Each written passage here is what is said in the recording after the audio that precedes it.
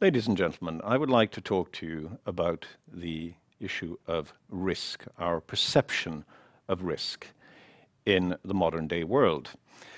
Um, if you follow the news on television or read the newspaper, you sometimes, quite often in fact, get the impression that we live in a very dangerous world. The news is full of disaster stories of all kinds, of scares of all kinds, food scares and so on and so forth, and health scares. Um, it's not surprising that people feel that they live in a very dangerous and precarious world. But we have to keep a hold on reality. If we compare the dangers that we face now, they are as nothing compared to how dangerous the world used to be in the past.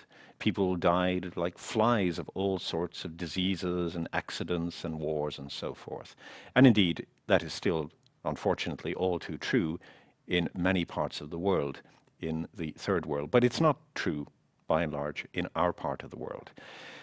It seems to me that we have lost a sense of proportion when it comes to the dangerousness of our world. Our world is actually very safe.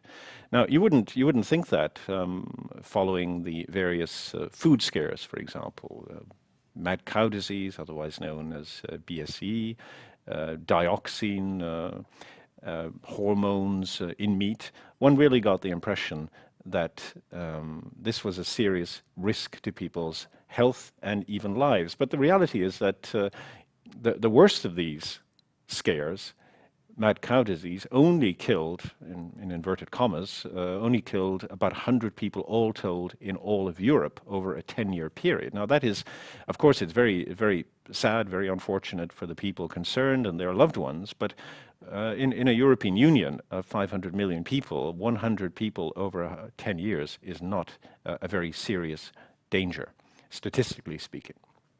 We also worry enormously about violent crime.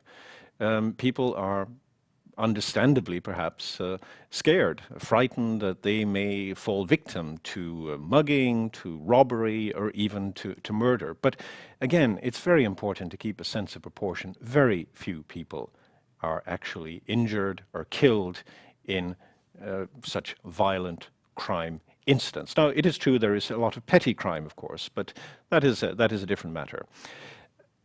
So on the one hand, we have these rather irrational fears, irrational in that they are blown out of all proportion. But on the other hand, it seems to me that we don't worry enough about things that we really should worry about. Now, we all know, of course, about smoking. That is a very fashionable scare, and understandably so. It is a very dangerous activity, but we don't seem to pay half as much, or even 1/10 as much attention to the dangers, for example, of obesity. Obesity is a massive killer.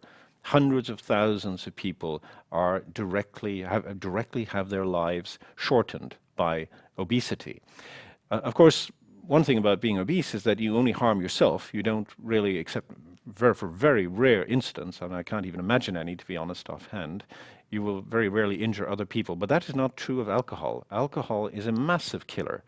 It does enormous amounts of damage and injury in our societies, and not just to those who consume alcohol, but to those who fall victim to crime, alcohol-related crime, to abuse within families, to road accidents. And that brings me to another example of a risk which is greatly underestimated. That is the risk of violent death or injury on the roads, which kills tens of thousands of Europeans every year.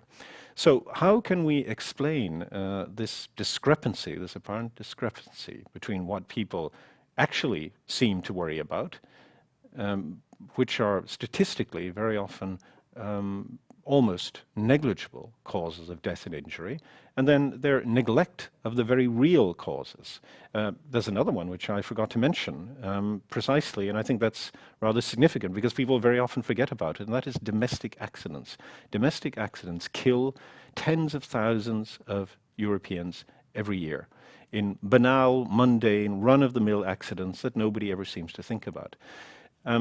So I think there's a very useful way of putting this to the test and getting a sense of proportion. ask yourself the following question. How many people do you know personally, directly or indirectly? So friends or family, or friends of friends, or friends of family, and so on. People that you know more or less directly, who have fallen victim to mad cow disease, to hormones in meat, or to violent crime.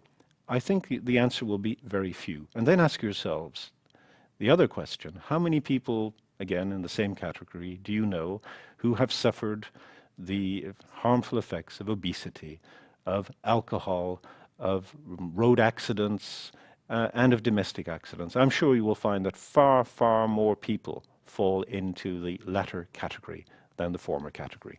Thank you for your attention.